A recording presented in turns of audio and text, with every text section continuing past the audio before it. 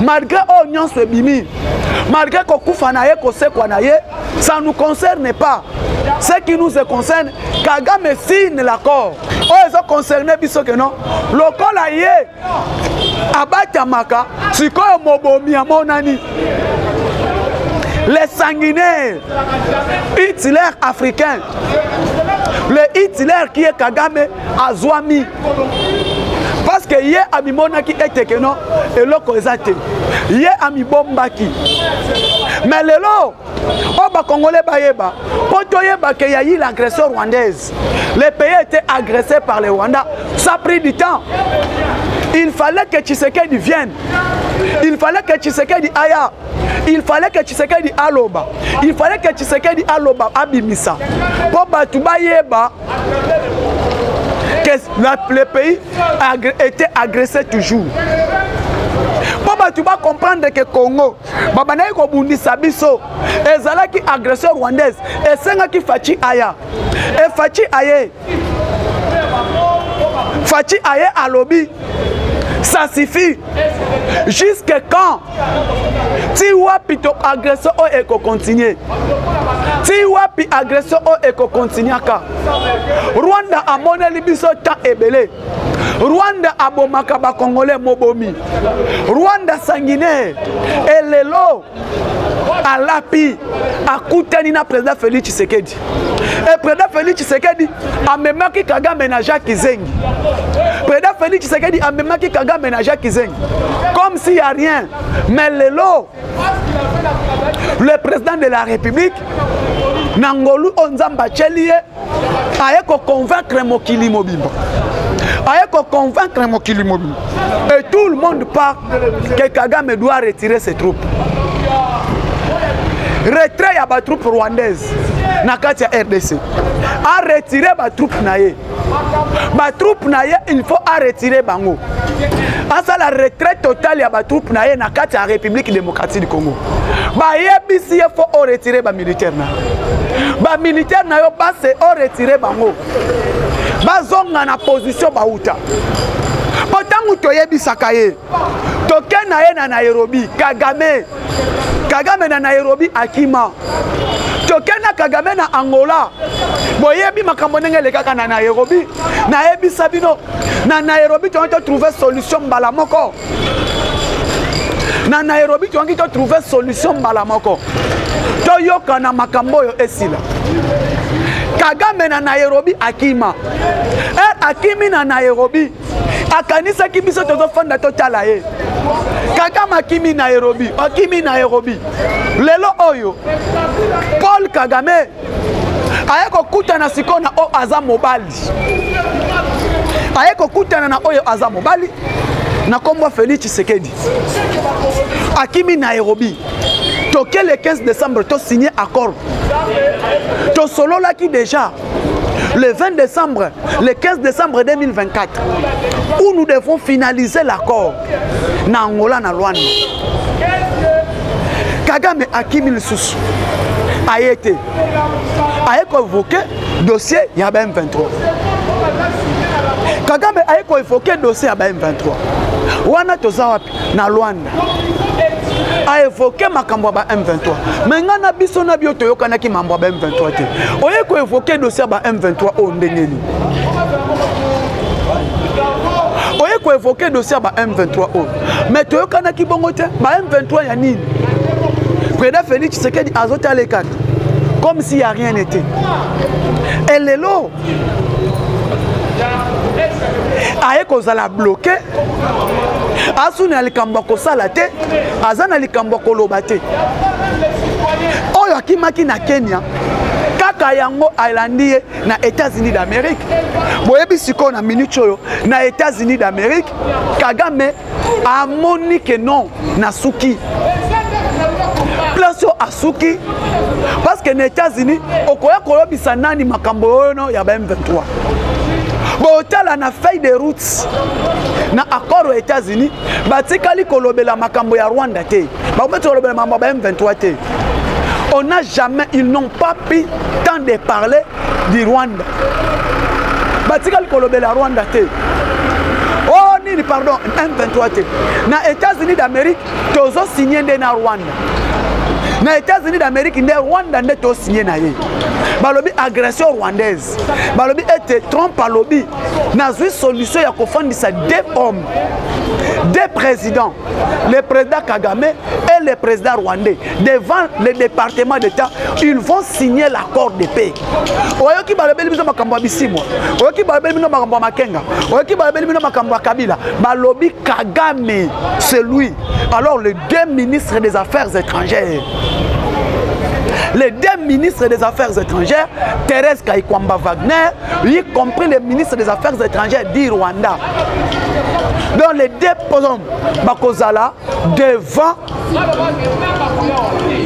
les deux personnalités, Bakozala, devant le secrétaire d'État américain, n'a combat M. Marc Rubio. Marc Rubio, c'est lui maintenant qui est le facilitateur.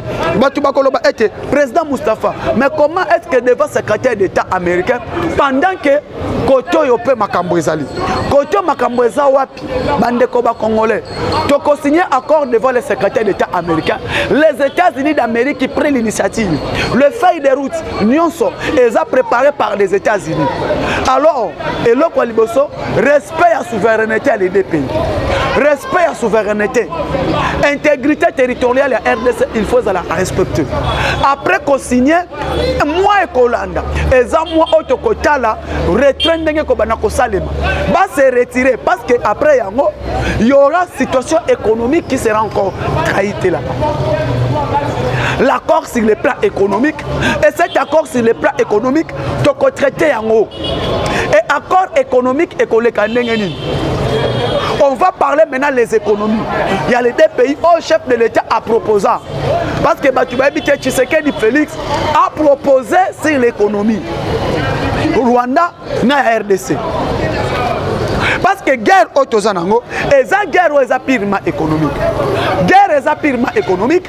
Fatih Beton a proposé qu'à solution mokoboye. O boyebi a tambola parce qu'il n'y a aucun président en Afrique, en Congo.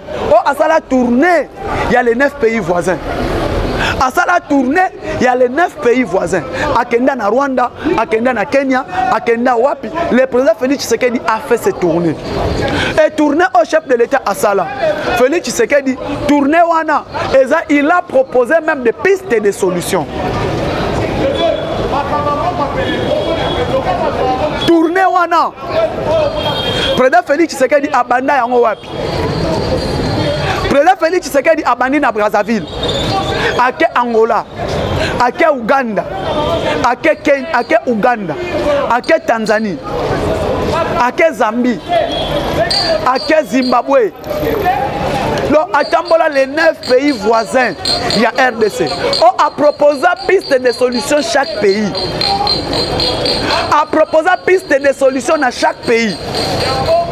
Et piste de solutions au président de la République a proposé dans chaque pays. Bazana ba feuille de route. Kenya zanango. Pardon, Angola zanango. Rwanda anango. Angola kutu andimaka yango parce que tozana bango na accord. Sur l'obito. Angola tozana bango na accord sur l'obito. Président Félix Tshisekedi a na Burundi na Tanzanie tozana bango na accord sur route. Sur la route ferroviaire.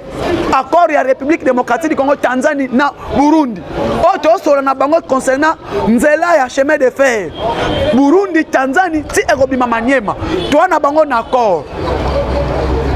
Tolongwe wana toke Uganda tozana bango na accord. Accord toana bango concernant contraqué ba ADF, le IPDF et la République et les FARDC. Accord wana est accord de paix pour développer l'économie et kobanda premièrement d'abord tozo salanzela ensemble Rwanda ou Uganda na RDC et kobanda Bunaga na Kasindi Beni jusqu'à Goma.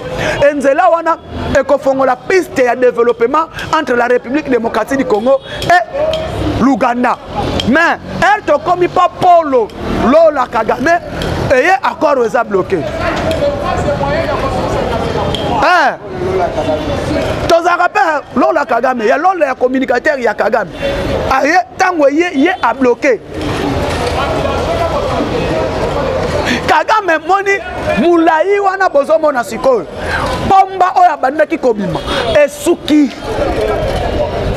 Kagame asuki aeko kutana na le tout puissant Boyka le président Félix Antoine Tshisekedi Tshilombo o aeko bloquer munoko bano sala ya minute oyo e asute kotoyo aleli akimi mbangu na Arusha akena Arusha susu akekolela parce que Batunio Sobamoni était non l'agresseur et RDC le démon qui s'appelle Paul Kagame maintenant fini pour lui koto akufa koto asekwa koto anguluma nazomi tuna ngai itilelo liwa ya Kagame etali bisote biso etali biso accord yango accord après ko signer nango congolais nyonso tout mais la champagne bisiko zali ce qui champagne ezate defa parce que guerre esili bitumba esili elelo bitumba oto bundi yango ça fait combien de temps au bitumba o euti 30 ans et demi 3 décennies tolelaka muto abundisaka biso to ebakate tolelaka guerre est batuba kufa na est batuba kufa na est mais solution nango nzamba tindeli biso Félix Antoine Tshisekedi Tshilombo yango moni ete après ko signer accord tokena dialogue wana to zongi sisi kona gouvernement conférence nationale souverain et fandi un gouvernement conférence ezo fanda bo fandi toche papa Jean-Pierre Bemba toche mama Judith Suminwa Tuluka toche Adolphe Muzito makambo ya ba poids politique ezate gouvernement du non national makambo ya poids politique ezate là maintenant c'est le président de la République qui va coacher gouvernement et kozala boé et kozala na taille oyo et kozala na quota politique te baponi bache 45 personnes 20 personnes esili to chapeauté parlement transitoire na kati ya parlement wana 145 députés to chebango makambo ya poids politique makambo ya lamuka politique ezate parce que maintenant nous voulons que le Congo puisse se développer et Congo se développer ndenge nini soki boyeli biso mama ba poids politique makambo kindoki politique to lingi yango te nde oboni lelo tokoyebisa mokonzi ya mboka par rapport na musala au chef de l'état sali par rapport diplomatie oyo sali monsieur le président décorrélé biso mwana mwasi oyo il faut qu'on couronne ces hommes il faut qu'on couronne bana mwasi oyo Thérèse Kaikwamba Wagner, qui est le ministre d'État, ministre des Affaires étrangères. Moi, c'est un boya corruption. Moi, c'est un atikala kolingate ba corrompre ye. Le long de yende, na yo président de la République, Bosali était Kagame akufa, c'est la kokufa. Bosali était Kagame azala bloqué. Et Kagame est bloqué par rapport à la diplomatie oyo sali. Diplomatie oyo chef de l'État sali, détermination na yo, au tcheli biso mwana mwasi oyo. Ya Thérèse Kaikwamba Wagner, qui est le ministre des Affaires étrangères, ne moutoaleli si Paul Kagame. Combat Kaj.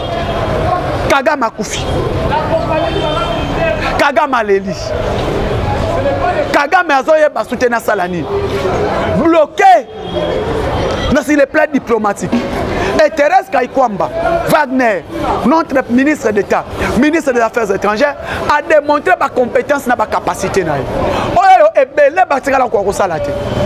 Mais ce que Kaikwamba a fait, non. Kaikwamba a mérité par respect. Kaikwamba a mérité soutien et accompagnement du peuple congolais. Kaikwamba a la mokili mobimba. Et lelo, combien de fois bapesi corruption? Combien de fois ba corrompre ye? Ba tchelie ba mbongo ndenge nini? Pour corrompre cette dame de Thérèse Kaikwamba Wagner. Ba tchelie ba moyen corruption à likolo pour accéder. Mais Kaikwamba tikali ko cédé. Kaikwamba cédé yango moni été. Oui, travail au moins à moi si au Asali. Madame la ministre des Affaires étrangères, a la compétence naïe. Combien de millions de dollars euti pa Katumbi, euti pa Kabila, euti pa Kagame, euti na Kenya, euti wapi ba corrompre ye pour que a trahi. Mais madame la première, madame la ministre des Affaires étrangères, a lobby était nyonso boko proposer bo pesangai nazanango 2 millions de dollars nazwakango 6 millions de dollars nazwakango ba dollars oboko pesanga na simbaka yango na kondima ko kozala corrompite na kondima ko trahir te. Il a dit non ya ko trahir mbokana alingi même ko trahir mbokana été atikali kondima jamais le onga na benga l'incorruptible Thérèse Kaikwamba Wagner, le ministre d'État, ministre des Affaires étrangères, il est l'incorruptible. Tel niveau 6 millions de dollars pour trahir accord à Boy. Et cette dame, oh, Congolais, nous sommes 5 dans mon Konzamboka.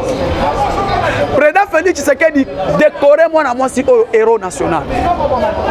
Décorez-moi à moi si au héros national parce que Abundi Bitumba, Bitumba ngo alongi yango. Bitumba ngo pe alongi yango. Après Kobunda, à cette détermination naie, lelo oyo mokili mobimba. Et l'obéla accord. Le monde entier parle de cet accord. Et l'accord auto-signamé, et ça accord au Memelibiso développement. Pendant qu'on a eu Congolais. Côté président de la République après qu'on couronné ministre de l'État, ministre des Affaires étrangères, totali ba wazalendo ope ba bundi bitumba. Ba wazalendo oyo ba bundi bitumba. Les wazalendo oyo ba salipe ba accompagner chef de l'État. Alors c'est wazalendo ya liboso. Eza wazalendo 00 et yomoko chef de l'État. Yami balé ba wazalendo o ba na front na est. Oh ba front bazana front na niveau est. Alors détermination na bango. Oh yo peut batikali ko ndima jamais. Batikali ko accepter jamais corruption. Peut-être totali boye général Guidon, totali général Yakotumba, totali ba wazalendo wana, ba VDP na Uvira. Les volontaires pour la défenseur de la patrie, VDP, pour ba direct ya Uvira. To moni pekuna. Bazala qui très engagé dans la ligne de front et bah qui déterminé. Alors ces Ouazalen encore, ils ont beaucoup fait. Batu ninga ibalobi, moi namboka président Moustapha, Soki Kagame a signé ni nekoya. Et Soki te commis 18h, Rwanda a été ni neko salem. Là maintenant, Tozele a été. Tozele la Paul Kagame a signé. Soki a signé, quitte à lui. Soki est comme temps à signer accord et que Kagame a été, quitte à lui. C'est là où maintenant, le monde entier est coupé sa Félix Tshisekedi raison. C'est là où maintenant le monde va donner raison à Félix Tshisekedi. Parce que tant que tu as été, tu as signé accord de paix. Et que Kagame a trahi, Kagame a signé accord. Kagame a présenté la signature de l'accord. Ne place beaucoup yeba. Toko kende na yewapi. Pour le moment, à 18h. Et donc, Bamsou Balobi, et que a signé mais a appliqué. A signé a appliqué. Ce qui a signé a appliqué accord. Ne place où on appelle sous beaucoup yeba. Parce que les loyo, les gens devraient comprendre l'accord oyo. Ce qui Amérique a donné la pression. Ce qui États-Unis d'Amérique bazoloba sur l'accord, c'est parce qu'il y a l'intérêt, il y a États-Unis d'Amérique et il y a l'intérêt, il y a République démocratique du Congo. L'intérêt est pour les Américains. Parce que Boyokaki Mambo Bimaki, Tshisekedi a bradé les minéraux de la RDC. Tshisekedi a bradé minéraux, a kabi minéraux, on a intérêt naïe. Mais Boyoki n'a maloba chef de l'État clair. Je n'ai pas bradé les minéraux. Ta boyoki porte-parole, l'un des communicateurs, il y a Maison Blanche et à Pentagone. Elle a posé chef de l'État ma question. Alors, clair. Maintenant, concernant la corruption, parce que corruption est silité, détournement est silité. Oh, le président a dit, parquet financier réseau à la mise en place. Il y a un parquet financier réseau à la mise en place. Oh, et traité le dossier à corruption, ils ont traité le dossier à détournement.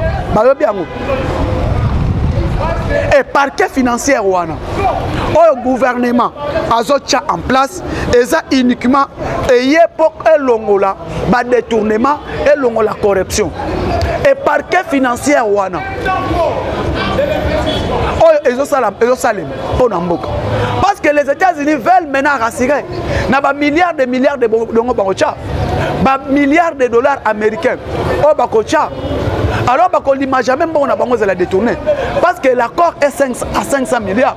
500 milliards, divisé en haut. Et ces 500 milliards, l'Amérique a la protéger. L'Amérique a la lapider. Elle a dilapider. Et puis, ça peut être Congo. Alors il faut aussi la République démocratique du Congo de protéger Péabiso. Amérique pour l'intérêt na bango et biso pe concernant intérêt na biso to ko accepter jamais mbongo na biso mbongo na bango bakondima jamais ezala dilapider. Raison pour laquelle parquet financier les 500 milliards de dollars américains il y a États-Unis bakolinga pe bambongo na bango ezala protéger. Alors l'armée américaine est koyana est accord de paix wana après il y a maintenant Dul ezala signé il faut que là-bas retraite totale il y a des troupes rwandaises et les troupes rwandaises balongwa va passer par la justice va passer par cantonnement pour bango batikala kondima cantonnement te batikala kondima cantonnement te batelemela cantonnement Rwanda tikala kondima jamais cantonnement et maintenant après retrait na bango bazongi na Mosabino place cantonnement et kosalem na Mosabino ne place ba ke koleka na cantonnement. Alors cantonnement wana et kosalem ndenge ni toza après cantonnement il y aura intégration conditionnelle et kosalem ndenge ni ba tu peux faut baye bango identification na bango ya M23 et koleka ndenge ni identification intégration conditionnelle retrait ce qui va salemi tous les groupes armés toutes les forces négatives ya RDF armée rwandaise bazongi na Mosabino à partir de Mosabino là c'est là maintenant ils vont passer par l'identification. C'est maintenant là ils vont passer dans l'identification wana toyeba nani aza rwandais nani aza ougandais nani aza burundais nani aza congolais. Après identification na bango va passer sikoyo na désarmement. Elle va coller dans désarmement, démobilisation RS, relèvement communautaire. Rwandais, bazongi na Rwanda, les Congolais rentrent au Congo, les Ougandais rentrent à l'Ouganda, les Kenyans baké Kenya.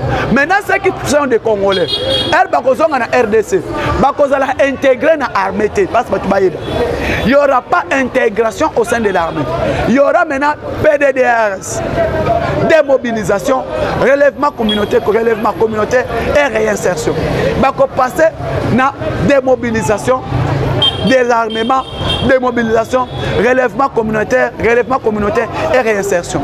Des places où on a ce qu'il faut comprendre que non, les chefs de l'État, Makambo Asala qui programme, il y a désarmement et démobilisation communautaire et intégration. Va passer na démobilisation, va passer na cantonnement et s'il va passer par la justice transitionnelle. La justice transitionnelle, là où maintenant cette justice transitionnelle place ce qu'on y a sur écolique. Yango boni nazoye bisabatu nazoye bisaba kongomani to soutenir mokonzi mboka to soutenir chef de l'État par rapport à ce travail. Mais au moni, place au moni, Bakatumbi, Joseph Kabila, ils ont combattu le deal. Basali est fort, va combattre deal. Alors deal au Basala qui est fort, va combattre. Ce n'est que chef de l'État, Félix Antoine Tshisekedi Tshilombo. Moutou aye ko sauver mboka na biso. Moutou aye ko longola Congo na Boumbu. Et Boumbu oyo aye ko longola Congo, lelo oyo Boumbu ango tolongwe. L'armée rwandaise oyo ba ikotela ki biso na mboka, et cette armée rwandaise petit à petit bazoko se retirer.